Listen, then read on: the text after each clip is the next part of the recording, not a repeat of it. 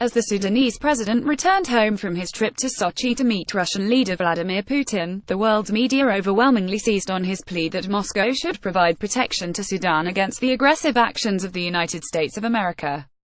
Other news outlets quoted al-Bashir's veiled invitation to the Russians to establish a military base on Sudanese territory near the Red Sea, a political and diplomatic move that has emboldened Russia and put the rest of the region on alert.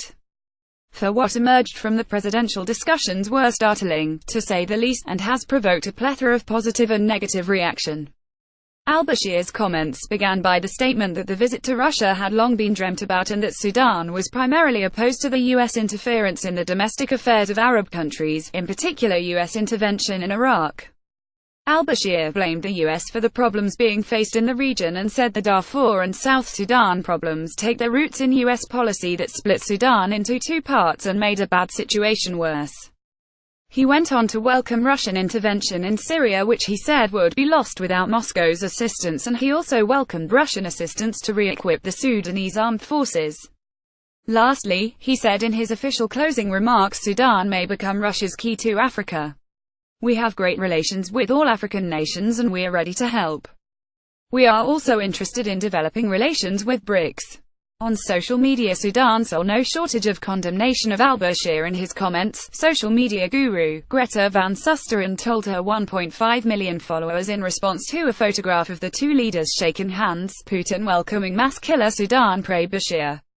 He should be arresting him. However, Sudanese diplomatic circles expressed a quiet satisfaction that the U.S. was meted out a taste of its own medicine, and a feeling was that al-Bashir's stance was the sign of a bold and courageous politics. Sudan's al-Bashir reiterates pledge to give up power in 2020. Further examination of the drivers behind al-Bashir's decision to paint the United States as a carnivorous predator threatening the region and responsible for the partition of Sudan reveals the sense of injustice that al-Bashir is said to feel and is reported to have been holding back for some time.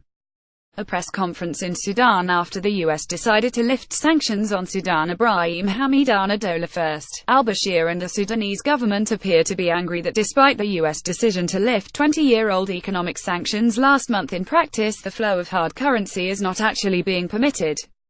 This week Sudan has had to put in place emergency measures to stop the effective devaluation of its currency.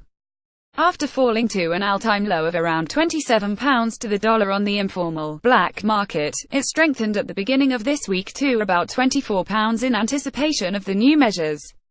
One diplomat, who wished to remain anonymous, told Memo, "We thought after the lifting of sanctions we would be on a level playing field, but whilst in principle the economic sanctions have been lifted, in practice, very little has changed." Second, according to a journalist and political commentator close to the ruling party, Abbas Mohammed, al-Bashir wanted to send a strong message to the United States and the Gulf countries that Sudan's foreign relations policy was entirely a matter for Khartoum. He wanted to show that he's still in charge despite being sidelined in the negotiations to lift sanctions. He wanted to show that Sudan's foreign policy could not be dictated by the United States, the Gulf nations, or any other country for that matter, he said. Observers have not failed to notice that al-Bashir used U.S. Thanksgiving Day to launch a stinging attack on Washington. Confirmed reports suggest the U.S. has told Khartoum that no further concessions, including the removal from the state-sponsored terror list, would come from the U.S. while al-Bashir remains in power. Read more. Sudan distances itself from ties to terror. A few weeks ago, comments made by al-Bashir were widely reported as indicating that he would be stepping down at the end of his term and would support Mohamed Tahir Ayala, the governor of Gezira. However, political commentators have been quick to point out that al-Bashir's comments were made in the context of the ongoing dispute between the governor and the state's legislative assembly. The message was a signal to parliamentarians of his strong support for the governor's position over and above the position taken by lawmakers. Commentators say the statement was not intended to signal that he would be stepping down from power.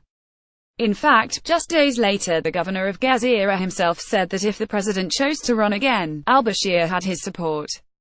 Confirmation of al-Bashir's intention to run was further evidenced by the Information Minister's Ahmed Osman Bilal's statement, in which he said, "A constitution is not like the Holy Quran, it can be amended at any time."